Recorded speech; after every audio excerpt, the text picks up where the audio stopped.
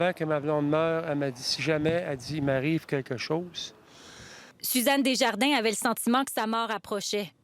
Mais son fils, elle n'en voulait pas. Elle pardonnait, mais il était malade, il était méchant. Pendant la période de confinement, la mère de 57 ans a retiré son fils autiste d'une résidence pour l'accueillir chez elle. Il avait installé une grosse plaque de bois sur le mur, puis il était en train de faire du tir au couteau. Elle dit, c'est pas fait tirer du tir au couteau, puis là, il s'est mis en hystérie, il est venu fou, là, elle a eu peur. Suzanne s'est aussitôt rendue à la Sûreté du Québec. Elle m'a rappelé. Elle dit encore comme d'habitude, elle dit, je suis laissée à moi-même.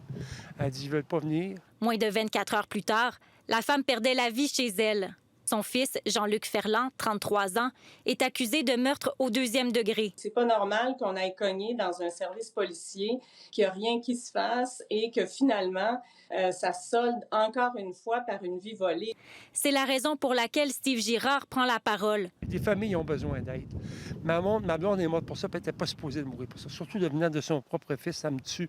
Un drame comme celui-ci secoue le voisinage. J'ai eu de la misère à dormir cette nuit. Je pense à tout ça. Je me dis en moi-même, j'aurais peut-être pu la sauver, mais j'ai eu comme la chienne. Quand il m'a entrouvert la porte, là, il aurait pu dire, il aurait pu avoir un fusil dans les mains, un couteau, ou qui m'aurait poigné par un bras, toi tu rentres ici. Je pense à tout ça, là, tu sais. Est-ce que cette mort aurait pu être évitable? Ils ont suivi le livre By the Book. Parce que s'ils n'auraient pas sorti By the Book, là, bien, il serait interné, ma blonde serait en vie présentement.